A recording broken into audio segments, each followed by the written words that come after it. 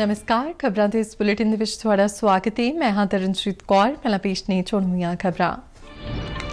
ਪ੍ਰਧਾਨ ਮੰਤਰੀ ਨਰਿੰਦਰ ਮੋਦੀ ਨੇ ਦੇਸ਼ ਦੇ ਵੱਖ-ਵੱਖ ਹਿੱਸਿਆਂ 'ਚ ਲਗਾਏ ਗਏ 45 ਰੋਜ਼ਗਾਰ ਮੇਲਿਆਂ ਵਿੱਚ ਵੀਡੀਓ ਕਾਨਫਰੰਸਿੰਗ ਰਾਹੀਂ 71,000 ਤੋਂ ਵੱਧ ਨਵੇਂ ਕਰਮਚਾਰੀਆਂ ਨੂੰ ਨਿਯੁਕਤੀ ਪੱਤਰ ਵੰਡੇ।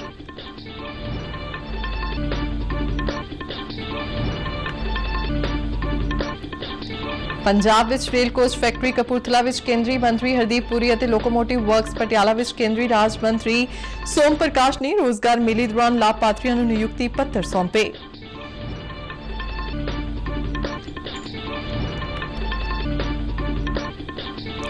केंद्रीय संचार मंत्री अश्विनी वैष्णव ने नवी दिल्ली में संचार साथी नाम का नागरिक केंद्रित पोर्टल लॉन्च किया।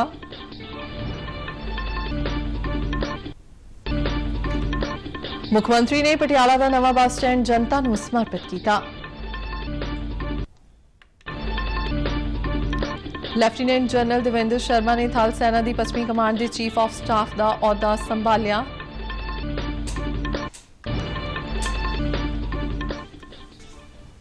ते हुण खबरां विस्तार नाल। प्रधानमंत्री नरेंद्र मोदी ने अज देश के ਵੱਖ-ਵੱਖ ਹਿੱਸਿਆਂ ਵਿੱਚ लगाए गए 45 रोजगार मेलिਆਂ ਵਿੱਚ ਵੀਡੀਓ ਕਾਨਫਰੰਸਿੰਗ ਰਾਹੀਂ ਕੇਂਦਰ ਦੇ ਵੱਖ-ਵੱਖ ਸਰਕਾਰੀ ਦਫ਼ਤਰਾਂ ਵਿੱਚ ਭਰਤੀ ਕੀਤੇ ਗਏ 71,000 ਤੋਂ ਵੱਧ ਨਵੇਂ ਕਰਮਚਾਰੀਆਂ ਨੂੰ ਨਿਯੁਕਤੀ ਪੱਤਰ ਵੰਡੇ। ਇਸ ਮੌਕੇ ਆਪਣੇ ਸੰਬੋਧਨ ਵਿੱਚ ਪ੍ਰਧਾਨ ਮੰਤਰੀ ਨੇ ਕਿਹਾ ਕਿ ਪਹਿਲਾਂ ਸਰਕਾਰੀ ਨੌਕਰੀ ਲਈ ਅਪਲਾਈ ਕਰਨਾ ਮੁਸ਼ਕਿਲ ਹੁੰਦਾ ਸੀ ਅਤੇ ਇੱਕ ਵਿਅਕਤੀ ਨੂੰ ਭਰਤੀ ਦਾ ਫਾਰਮ ਲੈਣ ਲਈ ਘੰਟਿਆਂ ਤੱਕ ਲਾਈਨ ਵਿੱਚ ਲੱਗਣਾ ਪੈਂਦਾ ਸੀ। उन्होंने कहा कि अज ये सारी प्रक्रिया भर्ती लिए बेनती पत्र दाखिल करने तो लैके नतीजा आने तक ऑनलाइन हो गई है। हुण सी और डी ग्रुप दी नौकरियां लिए इंटरव्यू खत्म करने नाल भ्रिष्टाचार और भाई भतीजावाद दी संभावनावां खत्म हो गई ने। बीते 9 वर्षों में भारत सरकार ने सरकारी भर्ती प्रक्रिया को ज्यादा तेज करने, ज्यादा पारदर्शी और निष्पक्ष बनाने को भी प्राथमिकता दी है। पहले स्टाफ सिलेक्शन बोर्ड भर्ती प्रक्रिया को पूरा करने में करीब 15 से 18 महीने का वक्त लेता था, यानी करीब 1.5 साल। आज ये प्रक्रिया 6 से 8 महीने में पूरी हो जाती है।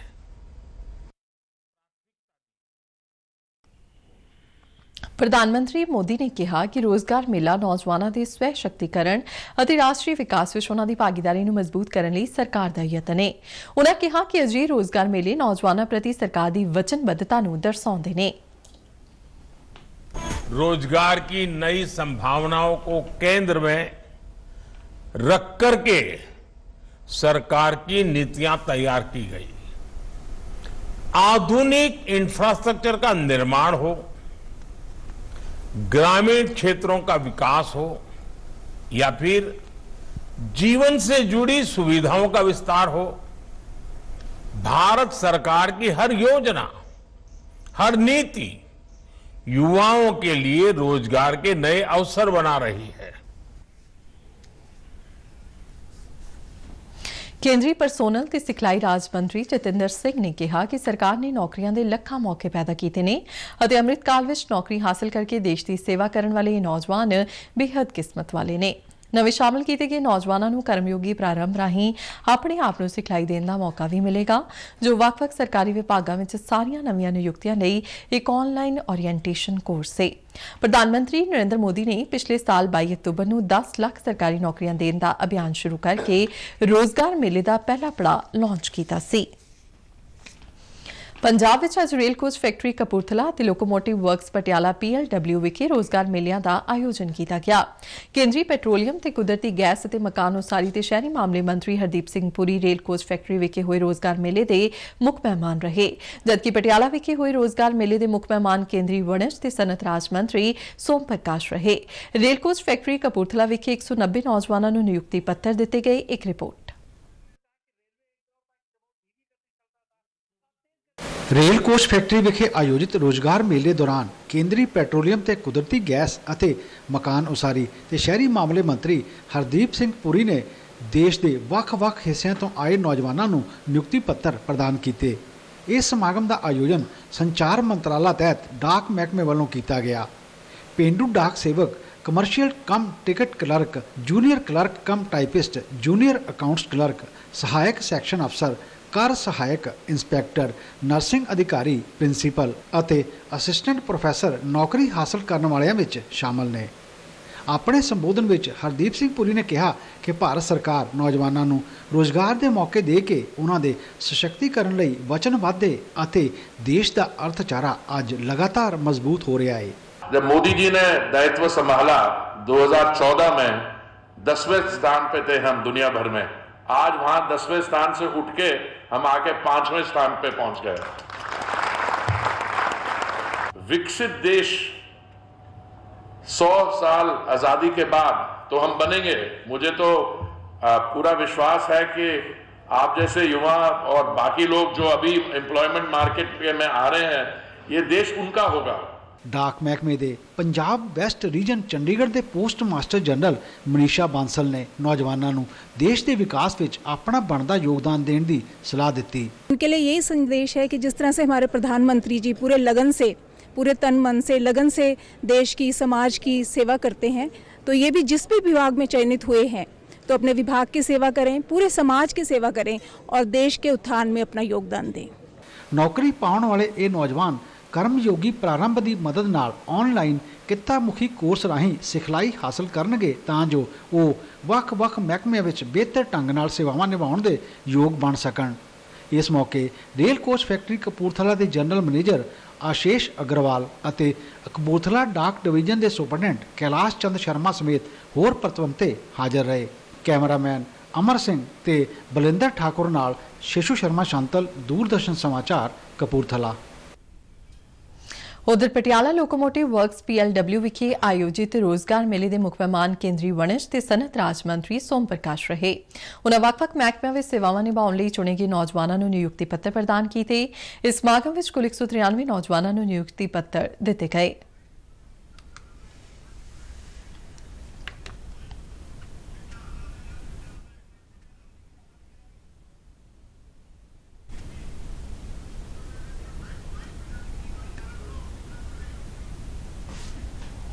अपने संबोधन में सोम प्रकाश ने कहा कि सरकारी सेवा में नियुक्ति पाने वाले नौजवान देश सेवा करेंगे ते राष्ट्र निर्माण में अपनी एक अहम भूमिका निभाउणगे। उन्होंने नौकरी हासिल करने वाले नौजवानों को भी पूरी लगन ते मेहनत नाल काम करने का सदा देंदियां अपनी इस नौकरी को एक मिशन वजों लैण की सलाह दी। केंद्रीय राज मंत्री ने कहा कि देश आर्थिक तरक्की के राह ते अगे वध रहा है और आउंदे समय में छेती ही भारत दुनिया का तीजा वड्डा अर्थचारा बन जाएगा। सोम प्रकाश ने कहा कि इस वेले भारत दुनिया भर में पूंजीकारां लई पूंजीकारी का एक मुख्य केंद्र बनिया होया है। देश की आर्थिक वाधा दर 7% के लागे जिहड़ी बहुत ही चंगी है। भारत सरकार की एक कोशिश है कि वध तो वध देश में निवेश होए, एम्प्लॉयमेंट अपॉर्चुनिटीज क्रिएट हो। PLI स्कीम, स्टार्टअप स्कीमों द्वारा लखा नौकरियां प्राइवेट सैक्टर क्रिएट की जा रही हैं। देश में जो बेरोजगारी खत्म होए और देश एक इंडस्ट्रीयल हब बने। आज देश दुनिया सब तो तेजी तरक्की करने वाला देश है। देश में सब तो ज़्यादा स्टार्टअप लगे ने, 5वीं सब तो बड़ी इकॉनमी भारत बनया है और दुनिया आने वाले 25 साल जो 2047 देश दुनिया का सब तो ताकतवर ते खुशहाल देश बनेगा। इस तो पहला पंजाब के chief post master general VK Gupta ने नियुक्ति पत्र हासिल करने वाले नौजवानों को बधाई दी और कहा कि सरकारी नौकरी बहुत ही महत्वपूर्ण विषय है। उन्हें आस प्रगटाई कि नौजवान अपना कर्तव्य पूरी कुशलता ते असरदार तरीके नाल निभाउंदियां देश के विकास का हिस्सा बनणगे। पटियाला डिवीजन के डाक दफ्तर के सुपरडेंट प्रभात गोयल समेत होर प्रतिनिधि इस मौके हाजिर रहे। रेल कोच फैक्ट्री कपूरथला विखे रोजगार मेले दौरान केंद्रीय मंत्री हरदीप सिंह पुरी के हथों सरकारी नौकरी के नियुक्ति पत्र हासिल करने वाले नौजवान बेहद उत्साहित दिखे ते भारत सरकार खास तौर पर प्रधानमंत्री नरेंद्र मोदी का धन्यवाद किया। मेरा RCF में जूनियर क्लर्क कम टाइपिस्ट में हुआ है और मैं इस जॉब से बहुत खुश हूँ। माननीय प्रधानमंत्री जी को बहुत बहुत धन्यवाद। प्रधानमंत्री जी ने संदेश दिया है, माननीय प्रधानमंत्री जी ने संदेश दिया है कि सभी युवाओं को इस जॉब में अवसर दिया जा रहा है, इसलिए कि वो अपनी कर्तव्य निष्ठा का पालन करें और देश की तरक्की में अपनी भरपूर ऊर्जा से भारत को विकसित राष्ट्र बनाने में अपना योगदान दें। आपने क्या संकल्प लिया है? हमने यही संकल्प लिया है कि हमने पूरी ईमानदारी और सत्यनिष्ठा से अपने जॉब को प्रीफर करते हुए अपनी भारत देश की विकसित राष्ट्र बनाने में पूरा सहयोग करूंगा।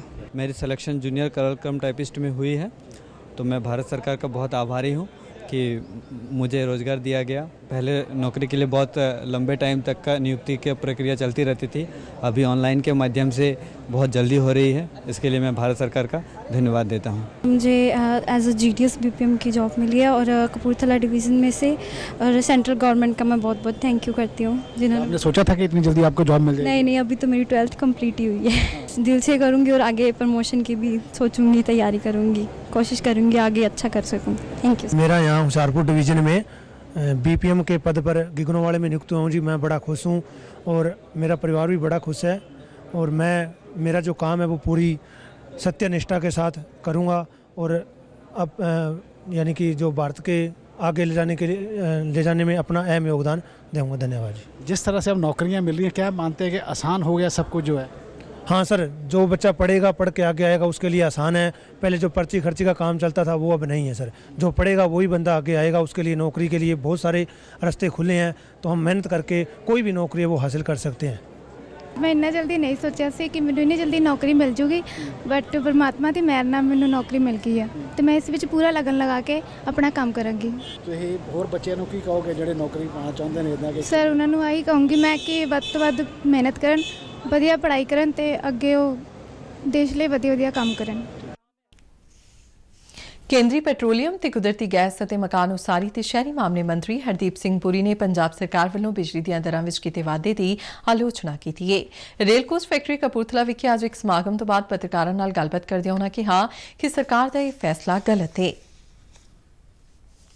चुनाव का नतीजा आया नहीं, अगले दिन 30% बढ़ाए गए, क्योंकि बिजली दे अगर चाहे कहने नहीं सरकार इदा बेयर करेगी। सरकार कितों करेगी? सरकार कंगाल है। लॉ एंड ऑर्डर खराब हो रही है, फिजिकल मैनेजमेंट खराबी हो रही है। असी ਜਿਹੜੇ ਸਾਡੇ गरीब परिवार है ਉਹਦੇ 18 साल तो ज़्यादा उम्र की साड़ी कोई बेटी या भैन है उत्थे 1000 रुपये देंगे। नॉन सीरियस पॉलिटिक्स है।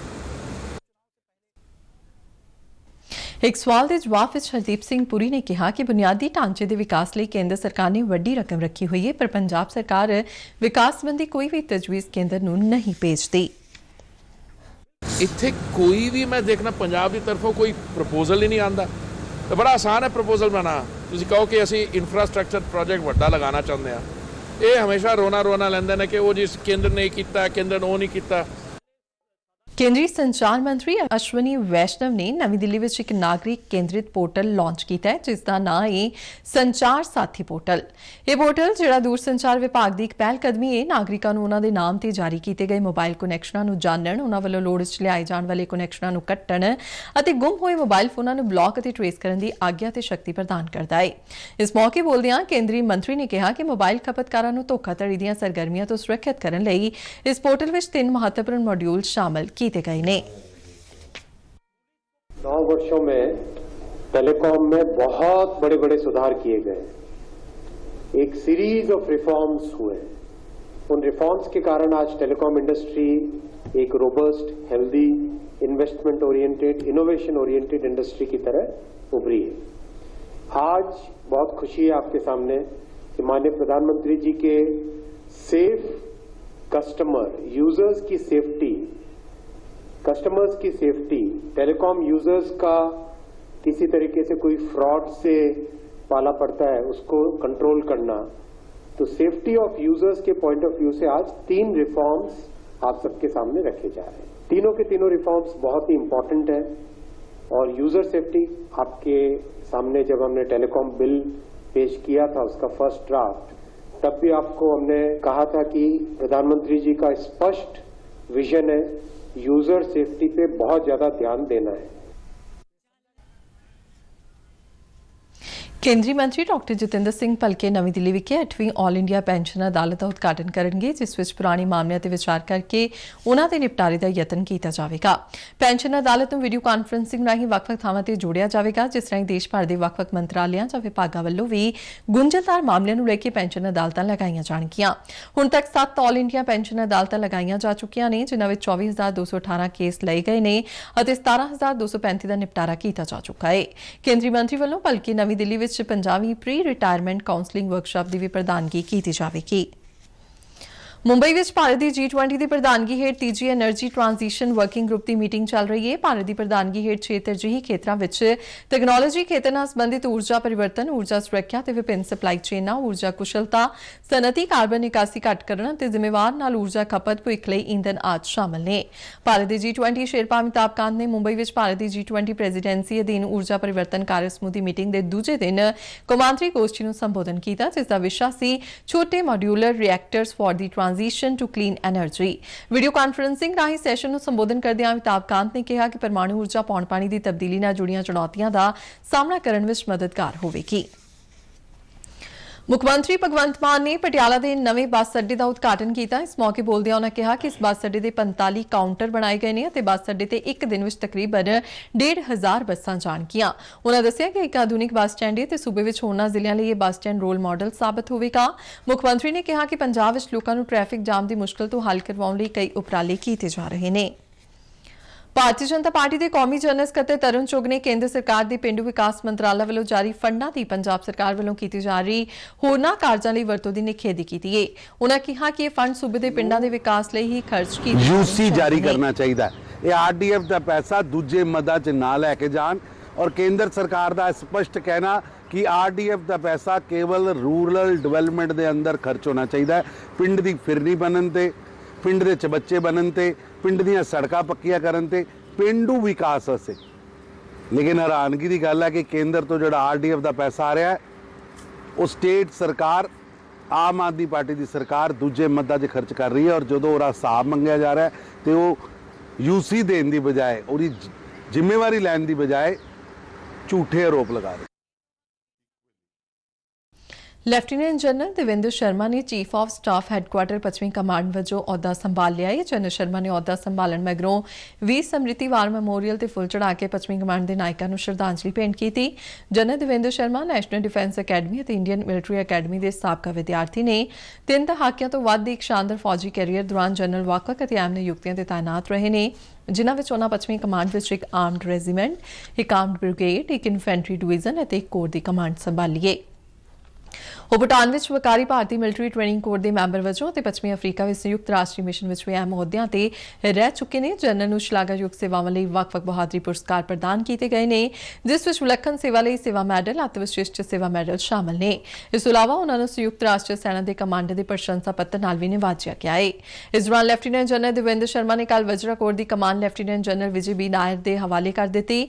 Lieutenant general Vijay B Nair national defence ਅਕਾਦਮੀ ਅਤੇ ਇੰਡੀਅਨ ਮਿਲਟਰੀ ਅਕਾਦਮੀ ਦੇ ਸਾਬਕਾ ਵਿਦਿਆਰਥੀ ਨੇ ਅਤੇ ਜੂਨ 1988 ਵਿੱਚ ਉਹਨਾਂ ਨੇ ਪੰਜਾਬ ਰੈਜੀਮੈਂਟ ਵਿੱਚ ਕਮਿਸ਼ਨ ਪ੍ਰਾਪਤ ਕੀਤਾ ਸੀ। 3.5 ਦਹਾਕਿਆਂ ਤੋਂ ਵੱਧ ਦੇ ਵਿਲੱਖਣ ਫੌਜ ਕੈਰੀਅਰ ਵਿੱਚ ਉਹਨਾਂ ਨੇ ਕਈ ਵਕਾਰੀ ਕਮਾਂਡ ਅਹੁਦਿਆਂ ਦੀ ਜ਼ਿੰਮੇਵਾਰੀ ਸੰਭਾਲੀ ਹੈ। All India anganwadi workers helpers union वालों अपनी हकी मंगां संबंधी सूबा कमेटी वालों लाए गए फैसलों मुताबिक CDP राही मुख्यमंत्री पंजाब के नां ते मंग पत्र भेजा गया। इस मौके घट नूं संबोधन करदिआं सूबा कमेटी के मैंबर चारनू देवी ने कहा कि सत्ता विच आउण तो पहला मुख्यमंत्री भगवंत मान ने सारियां मंगां मन्नण दे वादे कीते सन। 2 वार मीटिंग का समा दे के हाले तक उन्हां नाल कोई मीटिंग नहीं की गई। पंजाब भवन के बाहर उन्हां नूं सारा दिन रोक के रखा गया। यूनियन ने मंग की कि मुख्यमंत्री उन्हां नूं मीटिंग का समा देण ते उन्हां दे मान पत्ते नूं दुगना ਕਰਨ ਦਾ ਵਾਅਦਾ ਨਿਭਾਉਣ। ਇਸ ਦੌਰਾਨ ਵੱਖ-ਵੱਖ ਬੁਲਾਰਿਆਂ ਨੇ ਆਪਣੇ ਵਿਚਾਰ ਰੱਖਦਿਆਂ ਕਿਹਾ ਕਿ ਜੇ ਉਹਨਾਂ ਦੀਆਂ ਮੰਗਾਂ ਨੂੰ ਛੇਤੀ ਨਾ ਮੰਨਿਆ ਗਿਆ ਤਾਂ ਉਹਨਾਂ ਦੀ ਜਥੇਬੰਦੀ ਵੱਲੋਂ ਤਿੱਖਾ ਸੰਘਰਸ਼ ਕੀਤਾ ਜਾਵੇਗਾ। देश में पिछले 24 घंटिया में कोविड-19 के कुल 656 नवे मामले दर्ज किए गए हैं। केंद्रीय सेहत मंत्रालय ने कहा कि इस समय दौरान कोविड-19 तो 2100 व्यक्ति सेहतयाब हुए ने। मंत्रालय ने कहा कि देश में कोविड के 13,037 एक्टिव मामले ने। सेहतयाबी दर मौजूदा समय 98.79%। देश में हुण तक 220 करोड़ 66 लाख तो वध कोविड रोकू टीके दी खुराकां दित्तियां जा चुकियां ने। तेजी नाल खबरां दा बुलेटिन खत्म हुंदा है। इजाजत दिओ, नमस्कार।